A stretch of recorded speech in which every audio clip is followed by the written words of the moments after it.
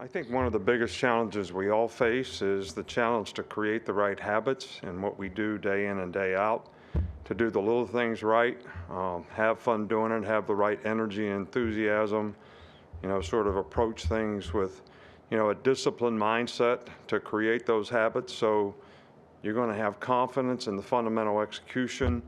You got to invest in that in practice, and it takes good energy and enthusiasm and focus every day to be able to do that.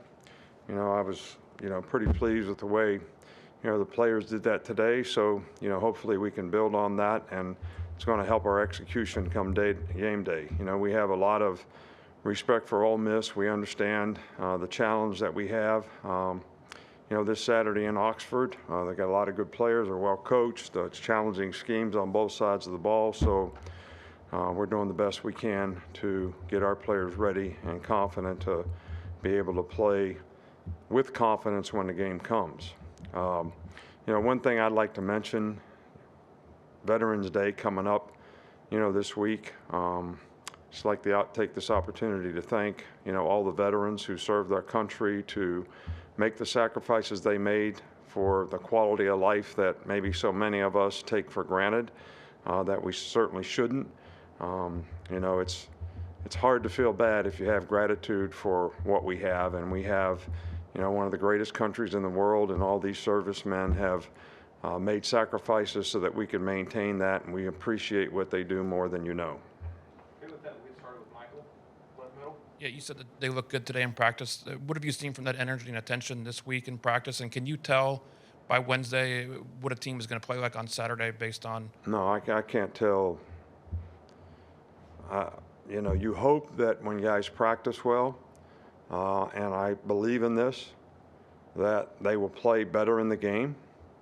But there's so many things that happen in the game, all right, that you have to be able to maintain your individual momentum, all right, to be able to play the next play and execute when, your best is needed. I mean, when an old shit moment comes up in a game, you got to be able to play the next play. Just like you got to do the same thing in life. We all have issues and things that happen in our life. Some we create, some we don't create. We still have to deal with.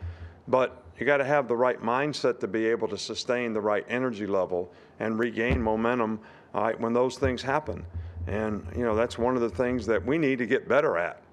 We talk all the time about playing one play at a time for 60 minutes in a game, like it has a history and a life of its own. And no matter what happened on the last play, focus on the next play. Don't look at the scoreboard. Don't worry about the outcome. Just do the things you need to do to get the outcome that you want. And that's something that, we need to improve on. And it's something that's been harped on all year long. So even if you practice well, if you don't go in the game with the right psychological disposition to sustain momentum, and how you play in and play out, even when things go bad, even when you're playing on the road, it doesn't matter where you're playing, then you're not going to be able to maintain the kind of focus you need to be able to execute. This side with Chase. Lane Kiffin brought in, I think it was 16 players from the transfer portal for this team. Some obviously ended up with bigger roles than others, but how much impact would you say that the portal has had from this year's Ole Miss team to last year? Well, I think, you could go through all the teams that we play, and they've have significant players that have come in from the transfer portal. And Ole Miss certainly has significant players. LSU had significant players last week that, made their team better. And, it's almost like, can you only build your team in the draft, or is there such a thing as free agency now in college football? And for years, NFL teams used both of those things to help build their team. And I think, some teams are doing that. Some teams probably need to do it a little more than others. And but I think it creates a lot of parity relative to how fast you can rebuild a team, how fast you can sort of get your team where you need to be very, very competitive. And I think Ole Miss Lane's done a great job of that, and he's got a lot of significant players that, and you couple that with some good recruiting, and it helps your team be really good, and they got a really good team. Stay on the right with Charlie. Their quarterback's one of those transfers. Just what stands about him and his ability to pick up Lane's offense? Well, you know, he looks to me like he must be a really bright guy because he does a really good job of executing the offense. He can make plays with his feet. He's athletic. He's a big, strong guy. So he's, you know, a good runner, different kind than what we played a week ago. He's a really good passer. And, you know, he does a good job of faking the ball, which is important in a lot of their shot plays in terms of things that they like to do because they run the ball so well. They've got really good play action passes. And, you know, he's done, I think, a really, really good job for him all year long. Two more, we'll go to Mason. You talked about players have to prepare day in and day out to compete highly at this level, but for a coach that's well-traveled like Lane Kiffin, what goes into preparing day in and day out to coach at this high level? Well, I think, you know, you have to have a systematic approach. I can't speak for Lane, but, you know, he was here and did a really good job when he was here, and he's obviously done a good job, you know, every place he's been since he's been here. And, you know, for me, I can speak to a systematic approach that in terms of trying to develop a culture in an organization that develops a standard and an expectation of what people need to do so that they create value for themselves and we can have success as an organization. They can have success individually.